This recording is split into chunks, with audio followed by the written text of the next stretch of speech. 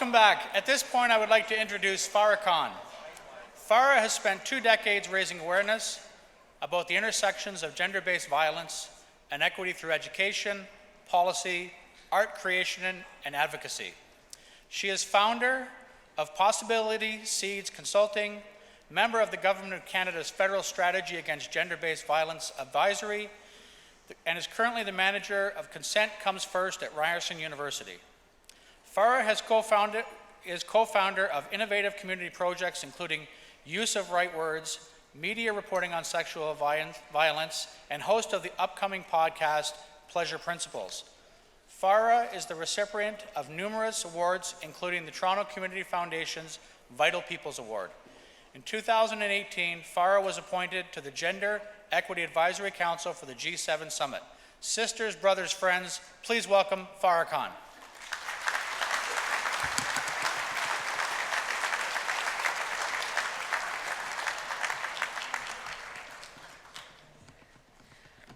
Hi, everyone. I love coming to union events because you always say brothers and sisters. It's like being back in church or being back in the mosque, but more fun. And I also want to thank you because this is my last talk before I give birth, and I'm pretty excited about it because what a great way to bring this child into the world is with unions. Unions are the places where we know that great strides have been made in this country because of all of you and because of the work that you're doing. So I really want to thank you. Today I'm going to be talking about, oh yeah, you should, yeah. Clap for yourselves. So today I'm going to be the party pooper because I'm going to talk about something that people don't love to hear about. So I'm just preparing you. I'm going to be talking about sexual violence and gender-based violence. So I want us to think about how we're going to take care of our bodies during that moment, how we're going to take care of our breath, how we're going to remind ourselves that we're having this conversation because it's important, because we believe in equity, and because we believe in justice. And when I think about those pieces, I always think about my breath, I think about my body, because sometimes, I don't know about you, but when I have conversations that are difficult, my shoulders go to my ears. And I don't even realize it, and I have to roll them back. Or I remember that sometimes I hold my breath. So we're going to take care of ourselves in this conversation. I know too that the work that we're doing is built on generations of people within unions, generations of our family members and our community members. And we know that very soon it's Mother's Day. And I think about the fact that I'm a part of a long history of family that have created safety and change in my community. And I love this quote, this idea that we are our mother's revolution. We are our family's revolution. Both my parents are immigrants, and when they came to Canada, they had very difficult and challenging moments. My mom, who's adorable and wonderful, she was put in grade 1 at the age of 12 because they didn't believe that she was smart enough to be in the grade that she was supposed to be in. My mom just barely graduated high school because she was told that women's jobs was supposed to be to take care of family, that she was supposed to be a mother and nothing else. And my mom always tells me how smart I am, but I tell her she's the one that, as a single mother, led our family, made sure that we were safe, and was the first person in her family to end the cycle of violence. She let her father know that he no longer could touch children in our family. She made sure that I was safe and that the rest of my family was safe when nobody was taking care of us. My mom is one of my heroes. And I think too about my father. My father came to Canada when he was 30, a degree behind his belt, thinking, all right, I'm going to work, do lots of things. But none of his degrees were recognized because they weren't Canadian experience. My dad worked extremely hard for us as a family and made sure that we were safe. And even though him and my mom were not together, he was someone who instilled so many values in with me. And one of those values was this idea that we have to keep pushing, keep asking questions, and keep wondering why, when people say no, that we can make them say yes in that way. Both my parents are why I'm here. And I want you to think about, who are you here for? Who's made it safe for you to do the work that you're doing? Be it in the union that made it safe for us to take maternity leave. Be it in our union that made it safe for us to have vacation. be it in our union that actually, I don't know, but I'm in love with unions right now because in Ontario, unions are the people that fought and won for anyone that's experiencing domestic or sexual violence to be able to take a paid 10-day leave.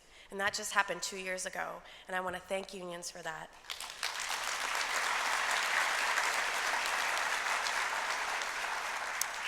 So I don't know about you, but I grew up in the 90s and the 80s, and this was my first experience of knowing about sexual violence. Do people know him?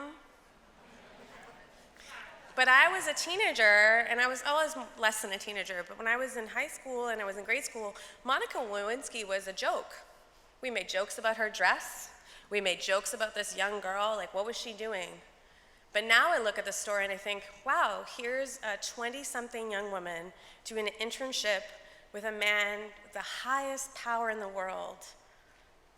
And they had a sexual relationship in his office.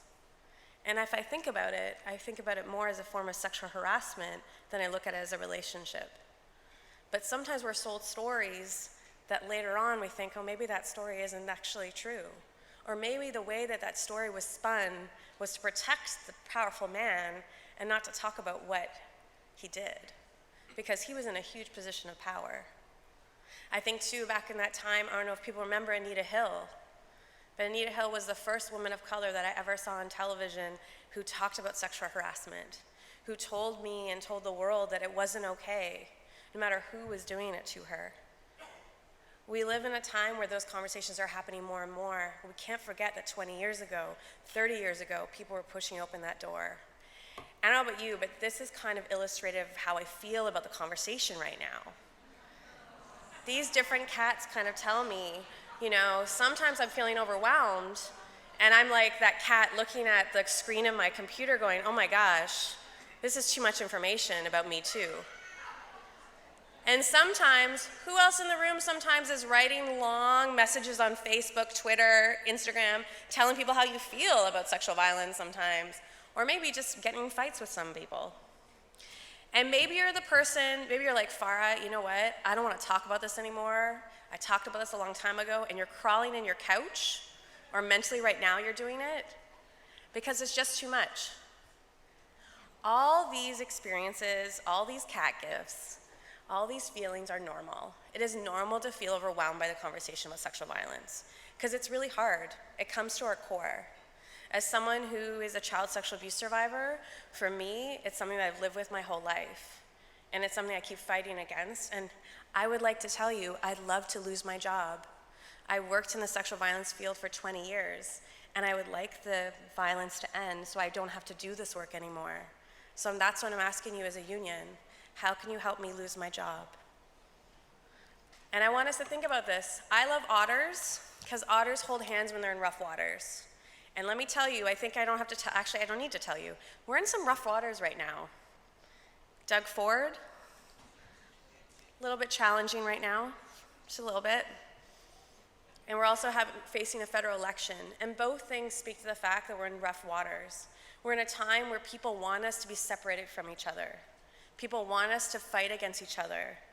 That's what this kind of fighting and pitching against each other and saying, well, one group is going to get this amount of money and one group can't. We cannot leave nobody behind. We all matter. What I love about otters is if a group of otters is called a raft. And what they do is they hold hands when there's rough water so that no one is left behind in their group. And we have to be like that as a union, we have to be like that as a country, and we have to be like that as a province, because we cannot leave anyone behind because everyone counts and everyone matters. And I think about thinking about this as it's like thinking about consent and how we work around it. So consent for me has changed over time. When I first started thinking about consent and conversations about it, I thought about it in a way of only about sex, because that's what we're taught about. But the thing about consent is we practice it every day. It's an everyday practice. And it's the idea of am I saying yes or I'm saying no. Remind yourself that it's something that is freely given, so I want to be there. Something that's informed. So if I sign up for a new job and I have my whole employment thing and they give it to me and I'm so excited after that interview, but then I go in for the job and it's a completely different job, that's not informed consent. And it's also reversible. That means that I could say to someone, you know what, I'm really down, I'm really excited about doing this. And then at the end of the day, I'm not feeling it, and it's okay for me to say no. There's space for me to do that. And lastly, and most importantly, it's engaged. That means that I want to be there and my whole body wants to be there. And a lot of us have been taught over time to not trust our bodies. So I don't know about you, but right now I have a baby inside my stomach, but I also have a shark. And that shark tells me if I don't want to be somewhere. I don't know if you have that too, but that's that grinding feeling in your stomach when something doesn't feel right. Or you can also have the piece where the hair on the back of your neck kind of stands up. Or maybe you're like me and you're a sweater. All those things are indicators that maybe I'm not feeling engaged. Maybe I don't want to be there. Maybe my consent is not there. And when we think about a good day at work, when we think about our work environments, we want to build environments that are instilled with consent. That consent's a part of our practice. When we think about leaving no one behind, we have to also remember that we have to think about each other and what we need. I think about consent, that it comes everywhere, and in our workplace, there's the 3 examples I always think about. How many of us have family members that like to take pictures of us and post them online without our permission? Is it just me, my mom? My mom's like, this picture's really cute. I'm like, no, it's not. Just take it down. We've all had things where consent plays out. So consent might be somebody taking a photo of you at a party that you might have this weekend, and you're like, I actually don't want anybody to know about that. Consent's practice when we check each other's pronouns and don't assume that someone's pronoun is she or he, it may be they. Consent also is practice when we don't just assume someone wants to be hugged. I'm a hugger, but I know that not everybody is. And so I always check in and ask. Those are ways we practice it in the workplace. We do those things all the time. I think too is that none of us have had really healthy conversations all the time about sex and sexual health. This is the book that I grew up with. Did anybody else have this book? Where Did I Come From? It had a sperm with a top hat and an ovary with a wedding veil, so you can tell already where my mom was going. But the problem is that we're gonna talk about ending sexual violence and ending sexual assault. We have to talk about sex as well. We have to talk about the world that we want to happen. And books like this and the sexual health curriculum that was dismantled by the current government is a challenge because it doesn't give us actually information we need. We want to end sexual violence, people need healthy information. They need to know what they want, and they need to know what they don't want. And I can tell you as someone who thought I invented masturbation at the age of 13, I thought I was the only one. I thought I was the only one that knew about masturbation. And then when I was 16, I found out some teenage boys in my class were talking about it, and I was like, wait a minute, how do you know about what I do? But they didn't. It was just that no one had told me anything about sexual health. I was in a school that didn't educate us. I was in a school that didn't tell me that my body was mine or tell me about autonomy.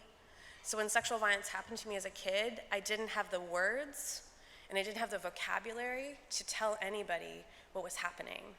All I knew that something just didn't feel okay. So when we have sexual health information, when we have information for each other, when we nourish an environment where people can be curious, ask questions, we move away from books like Where Did I Come From to actually places where it's healthy and safe. We don't have teachers that talk like this, right? Like, if you touch each other, you're not gonna die. You might just not be good. We also teach this idea that we move away from weird romantic tropes that talk about the idea that when people are sexually active or when people are interested in each other, that it's a conquest, that it's something that you take from somebody. Instead, that it's something that's a collaboration. I have a 18-year-old brother that always says to me, Farrah, how do I go to a club and not be a creeper? And I'm always like, I don't know. Just maybe say hi to people. And if they don't say hi back, it's okay. A part of our work is also being comfortable with rejection. Rejection isn't a bad thing, and if anybody in this room tells me they haven't been rejected before, I don't believe you. Because we all have, and that's okay. And a part of us building a culture of consent is being okay about rejection, being okay when someone says no, not taking it personally, and actually being like, I'm so grateful you told me so that I don't have to keep bothering you, that I can move on to the next, that I can have a different idea. I think too is remembering the fact that we don't live in a world right now where consent is the norm, and that people don't understand it fully. That actually right now, building consent culture is building science fiction. And what a perfect day to talk about science fiction on Star Wars Day. My first date was at a Star Trek convention when I was in grade 7. It was amazing. I got a pin. It was just the best. But it also opened my eyes, the idea of Star Wars, Star Trek, all kinds of science fiction. Science fiction reminds us that there's another world possible, that the world that we have right now doesn't have to be the way it is. Sometimes we're told that, right? We're like, oh, that's just the way it is. Work is the way it is. The way in which we interact with each other, that's just the way it is. Or young women, when they tell me that, you know what, being sexually harassed in the workplace, that's just the price of working as a woman. That should never be the way it is. And that's what science fiction gives us. It gives us the promise and the opportunity to think of another way possible. And that's what we have to start thinking about. But what we know right now is that we live in a country where this country was founded on sexual violence against Indigenous people. And that continues to this day. And so when we talk about ending sexual violence and building a culture of consent, we're actually talking about truth and reconciliation. We're honoring the truth that happened in this country, and we're building a way in towards reconciliation. We're recognizing that we have a commitment not only to our communities, but to ourselves. And it continues to this day. We know that missing and murdered Indigenous women is a topic that people speak about, but it happens in our own communities. And one of the stories that really upset me was the story of Tina Fontaine, a 15-year-old Indigenous girl that was killed a couple years ago, but the trial just happened last year. And when the trial was going on, the media kept referring to her as Dead Girl, not even using her name. She's a 15-year-old girl, 15 years old. And so I got in a fight with the Hamilton Spectator on Twitter and just kept saying to them, you need to refer to her by her name. It speaks to this idea about when we go back to the place of understanding that we leave no one behind and nobody is more important than another, that nobody deserves violence and that nobody shouldn't be protected. And Tina Fontaine should have been honored instead of being called a dead girl in the news. We know too that when we talk about sexual violence and violence against women, we focus so much on penetrative rape. And let me tell you, the majority of sexual violence that happens is harassment, threats, and verbal abuse. They're built on a pyramid. They're built on this idea of colonialism, this idea that some communities are just more allowed to be policed, punished, and persecuted, when we know that no one deserves that. We know that harassment, threats, and verbal abuse, oftentimes when people come to my office, they'll say, well, it wasn't so bad. They didn't touch me. They just said a number of things to me. They just made me feel really uncomfortable. They cornered me in my office. They bothered me in the plant. But the thing is, those things add up and they make us feel unsafe. So I want us to take it really seriously. I want us to take that as something important. And what we know in Canada right now is 636,000 sexual assaults happen every year in Canada. 636,000. This isn't happening over there. It isn't happening somewhere else. It's happening here. And what we know is that 1 in 3 women in their lifetime will experience some form of sexual violence. And if you talk to your sisters in this room, I bet they could tell you that more than once it's happened. It's not a one-time thing for many of us.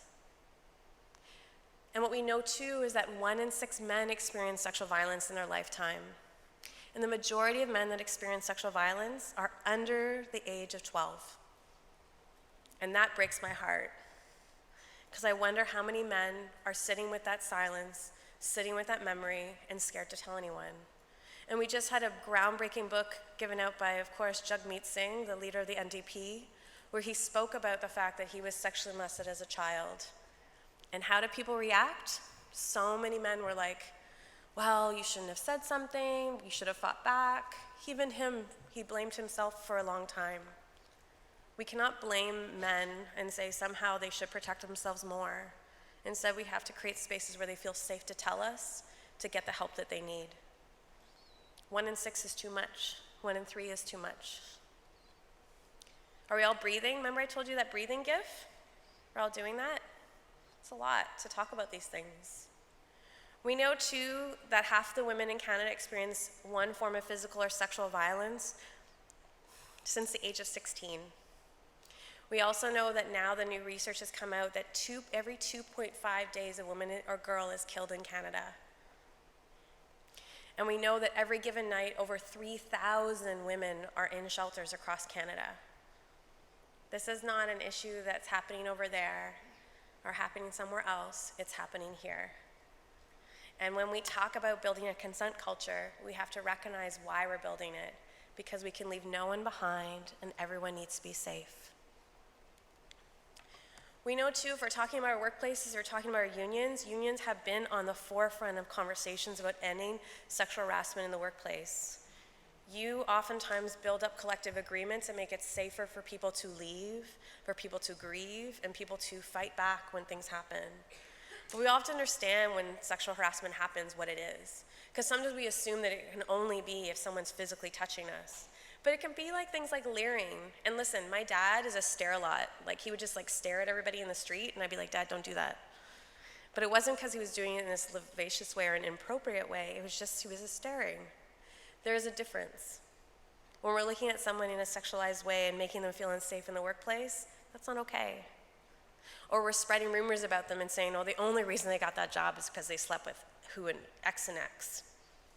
Or we're talking about their sex lives. Or we're asking intrusive questions like, are you a virgin? Who have you slept with? What did you do on the weekend? All those things add up and make us feel unsafe. So part of our work on building consent culture in our workplace is checking ourselves on that. Checking ourselves on our ideas, checking ourselves on the way in which we talk about this. It's also making sure that when we're crossing boundaries, we're pushing on someone's physical space or their personal space, we're making sure that we're checking ourselves on it, that we're saying, maybe that's not a good idea. Maybe I do have the right to personal space. I don't know if you've ever watched this movie called Dirty Dancing. It's a very important movie. But I don't know if you know Patrick Swayze was explaining dancing. He was like, this is my dance space. This is your dance space. That's how I always think about personal space. It is okay for us to have that and build that up. We also know that 3 in 10 Canadians experience sexual harassment in the workplace, but very few tell anybody. And one of the things I found really interesting, I was talking to another union, and a very high up there staff member at the beginning said, you know what, no one in my union has ever come to me about sexual violence or sexual harassment. So I don't know if it's really an issue here. And at the end of the talk, he was like, I just realized that no one has come to me because I haven't made it safe for people to tell me. And that's the difference. Sexual harassment and sexual violence is happening in every union, every workplace, everywhere across Canada. We cannot pretend it's not. We just have to make it safe for people to talk about it. And make it safe for us to know that it's maybe important that we're part of that conversation. When Catherine Burrell came out about her experience at CBC, and she's a unionized worker at CBC, she worked on this show called Q with this person named Jian Ghomeshi. I don't know if you know who he is, but he was a very well-known CBC journalist. And she was the woman who came forward and said, it's not okay what's happening to me in my workplace every day.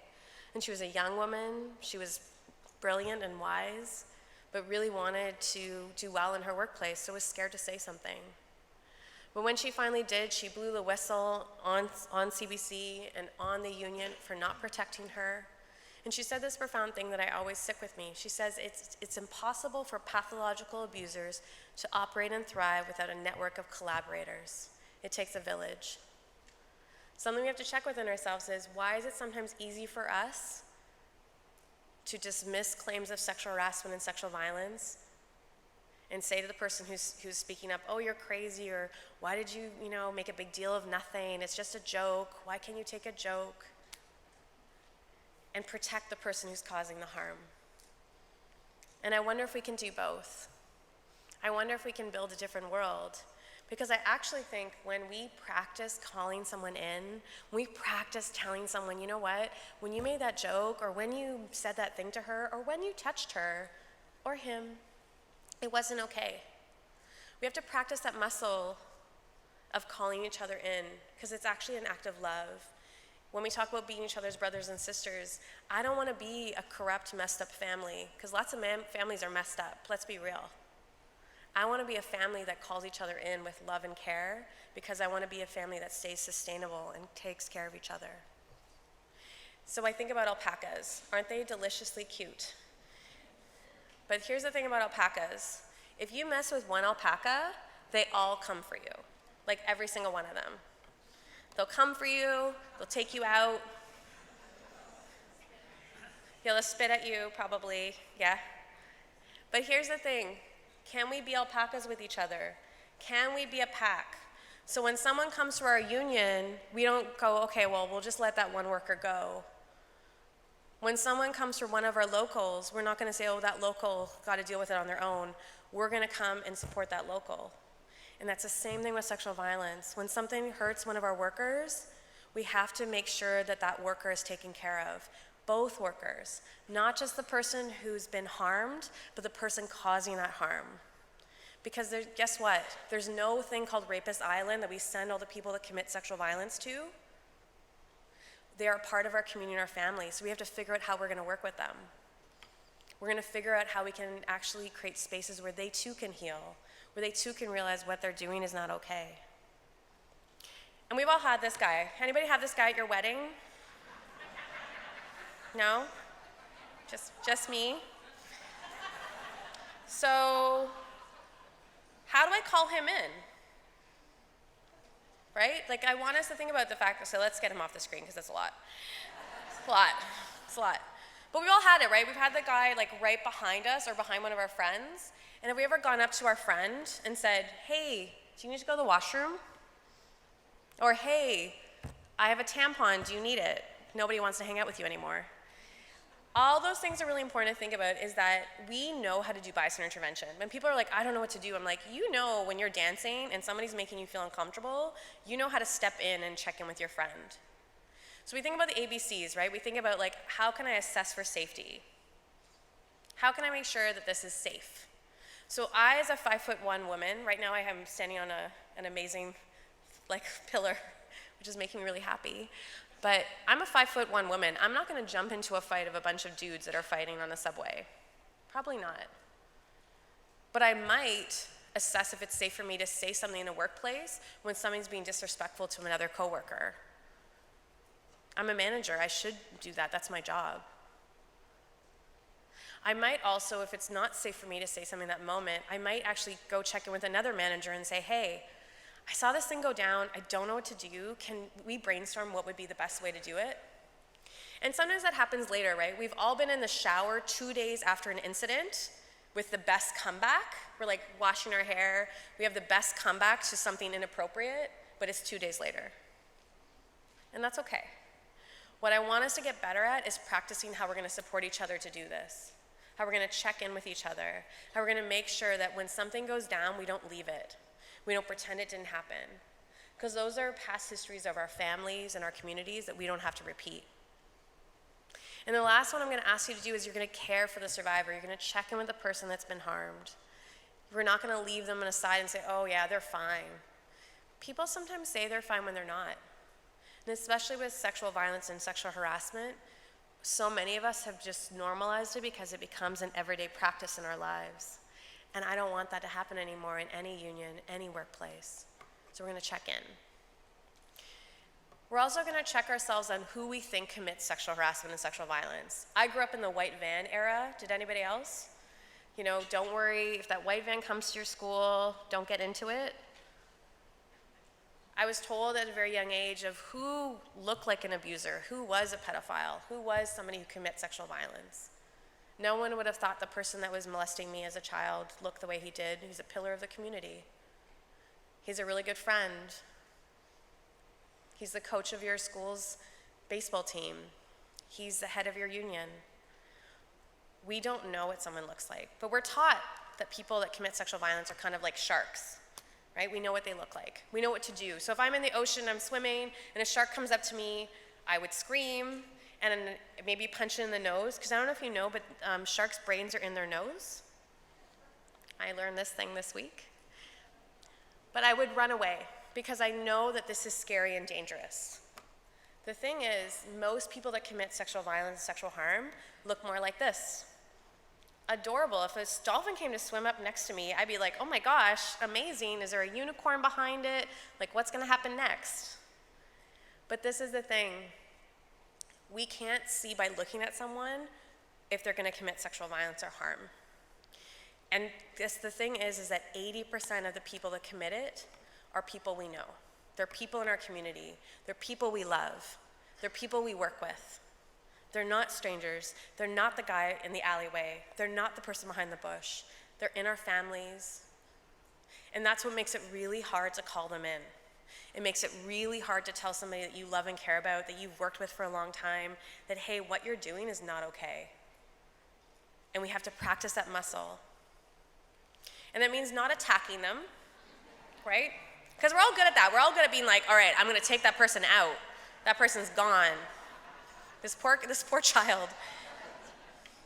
What we gotta do is practice asking questions. So like what you might wanna say is, what happened for you, right? What happened for you? Who do you think has been affected by what you did? And the most important question when you ask people is, what do you need to do to make things right? What do you need to do to make things right? You not only have to get good at talking to someone who's been harmed, I want you to get good at talking to people who cause harm. And that means talking to yourself. Because guess what? We are all gonna mess up in this room. We are all gonna say things that are not okay. We have all probably done things that are not okay. And we have to get better at being accountable not only to other people, but to ourselves. It is okay to make mistakes. It's just how we deal with them. I had a really weird moment a couple of years, well, not years ago, my gosh, it was this June. Wow, I am really pregnant brain. I had a really weird moment where I had to face somebody who I thought had done some really big harm. And it was this past June where I had to address President, I don't know what happened there, but maybe it'll come back. It will come back. Hi, friend. There we go. I had to meet this man called President Donald Trump. I had to have breakfast with him and some world leaders at the G7 conference. There was a number of feminists that they asked to meet and have breakfast with them. And when we talk about calling in people that cause harm, I had to make a decision to what I would say, because they asked me to address the world leaders at the G7 around sexual violence and the Me Too movement and what was needed from the world leaders. And what I said to him and what I said to all of the people in that room was that no matter your position of power, no matter who you are, you have to be accountable for the sexual violence that you committed. I didn't directly address him, but I obviously made sure that my words were clear. We have to practice calling people in high positions of power, and practice calling people in that are in our families. Practice calling people in that are our neighbors and friends. It doesn't matter their position, they still need to be held accountable. And accountability doesn't always look like going to the police. We know that majority of sexual violence doesn't go to the police. It's one of the most underreported crimes in Canada. Less than 10% of people report. And when they do, it's a very difficult and arduous process. What we can do to end sexual violence in our communities is also just learn how to talk to each other, how to call each other in, how to show a place of love and care when someone does something not okay, and say, it's not okay, you need to get help. And be accountable when someone calls us in.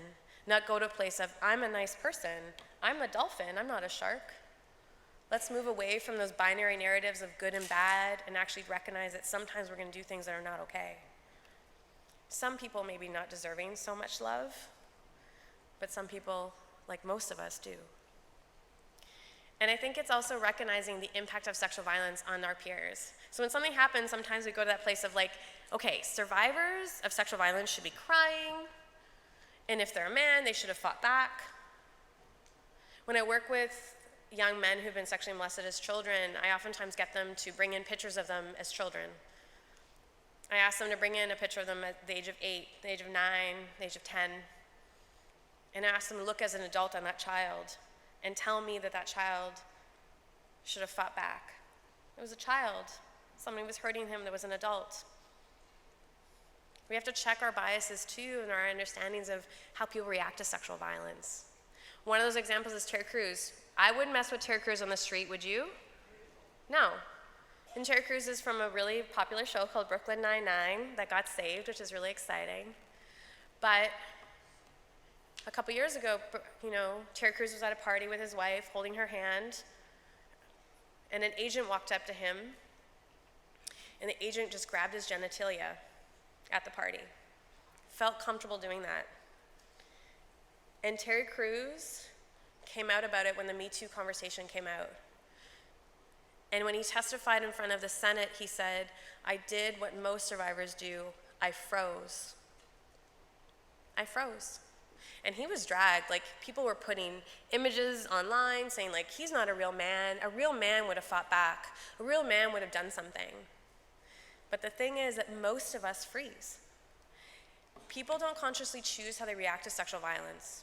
They fight, flight, or freeze. And the majority, over 80%, we freeze. And freezing is this thing where, again, going back to the shower, an incident will happen to you. 2 days later, 3 days later, whenever you feel safe, you'll start processing it. But sometimes it can take weeks. Sometimes it can take years.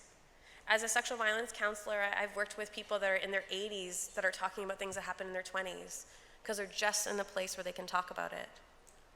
We cannot blame and shame people for how they react to sexual violence because the violence was never their fault. How they reacted was a way to protect themselves. So you might have a coworker that discloses to you and says, you know, this thing happened, and maybe the first thing you want to say to them is, well, what did you do? I would rather you say, what do you need? I'm here for you. What we know is when people do this and have that conversation, it's thinking about sexual violence this way. And this one cartoonist, she said, you know, I made him breakfast, because if I could make him breakfast, eggs, bacon, golden brown toast, I could pretend it never happened. Women do not make their rapist breakfast, and I made breakfast. I tell people I don't like eggs. God, I feel so stupid. No one puts trigger warnings on breakfast. The thing is about this artist, and about many of us, is that we never envision ourselves as the people that would be sexually violated. We always think that sexual violence is, you know, the guy behind the bush, the person in the van, not something that we loved or that we flirted with and thought was a cute date, someone that we met in the union party and thought, oh yeah, like tonight, maybe it'll be the night. People freeze and people have different reactions to it, and there's not one way to react to sexual violence. And it doesn't mean it wasn't bad. It doesn't mean that it didn't happen. And it doesn't mean that it wasn't serious because the way we react. Because how we're reacting is how we're surviving, and that's okay. The thing, too, to know is that most people do not tell professionals, right? I have to say that very few people will come and talk to an office of sexual violence like mine. What they will do is they'll tell a coworker, a neighbor, a family member, a friend. You all are actually extremely important in the movement to end sexual violence because you can be prepared to answer someone when they say, this thing happened to me, something weird happened last night, or this thing kind of made me feel funny. I want us to get better not only at the muscle of calling people in when they cause harm, but also the muscle of taking care of someone when they've been harmed. And I use the BRAVE model whenever I think about it. And BRAVE model is like this. We're going to believe someone when they tell us it.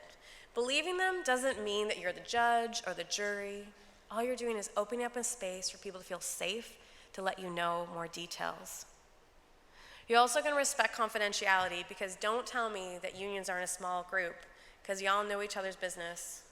So part of respecting confidentiality is not saying to that person, well, now I'm going to tell X, Y, and Z. That's not your responsibility. You're also going to ask them what support looks like because support may look like you going with them to the union steward and having a conversation. Support could also look like, hey, could you just watch Netflix with me all night long? Great. Support could look like, could you just text me tomorrow to check in if I got home safe? We're going to find ways to support people where they're at, not where we want them to be. Because we, in our minds, I remember when my younger sister was sexually assaulted, I wanted to go to the school with a baseball bat. But that's not my job, and that's not appropriate. And that's not what she wanted. And my job was to listen to what she wanted and then follow what she needed, not the other way around. You also want to do the important piece of validating someone. It's not your fault. I'm here to support you. You want to make sure that people have empathy too when you're building that. You can say to people, like, I believe you, it's not your fault, you're not alone, and the most important thing is, you choose what to do next, not me, you choose. I want us to build workplaces where we can foster places where consent comes first. I want us to get better at practicing when someone discloses. And I want us to get better at talking to people when they do harm. We cannot live in a society where we put this idea that one person is good or one person is bad, but actually create spaces where we're going to hold each other tight and make sure our community is safe. Because that's what unions are. Unions are places where workers' rights are protected and we are safe. And if we're not fostering consent in our unions, then we got a problem. I'm going to tell you one of my favorite stories to end this. And this is a story about a couple women on the subway. And so this dude was aggressively hitting on this woman who was about my age, and she was ignoring them. Everyone was too. He kept after her. I could hear him saying, "Come on, I want your number. You're so pretty, don't you want my number?" She finally says loudly, "No, I don't want your number." And what happens next was amazing. This young woman a few seats away looks up and she says loudly, "And no, I don't want to give you mine." And this second friend starts laughing. She said, not as loud, "And I don't want to meet you nowhere." And together they sang, "And no, I don't want none of your time." They literally sang the No Scrubs song by TLC spontaneously on the subway to a man that was committing sexual harassment of them. The thing is about sexual violence and sexual harassment, it is not something that has to be hard for us to talk about. It can be something that we can support each other with. It can be something where we can build our communities around this because we believe that our communities can be safe. When we talk about brothers and sisters, we have to build that in, that no brother and sister is left behind. No one in our union is left behind. It's gonna feel like this sometimes. This taco is my favorite because it's this reminder that when we're doing this work, it's not gonna be easy. Sometimes we're gonna think like, okay, I got it. This person is close to me, I got it. And we're gonna have some faltering moments, and that's okay. I want us to build that. I want us to remind ourselves the most important thing is that we're a squad, we're together, that no one's gonna take us out. Be it the provincial government right now that's making horrible decisions that are gonna affect women's lives and women's safety. When we take away social safety nets of welfare, when we take away childcare, when we decimate our education system, when we don't fund rape crisis centers, all those things make sure that people are gonna be more unsafe in this province. That's why we need unions to say, we don't want sexual violence to happen anymore, and these policies, these choices, these funding choices you're making will actually make it more unsafe for women and girls and men and gender non-binary people to actually be safe in this province. When we're saying that we're a squad and we're gonna support each other, that we're each other's brothers and sisters, we leave no one behind. And that means that no policy is gonna leave anybody behind. And right now we're in a fight, and that's okay, because we're gonna win. Thank you so much.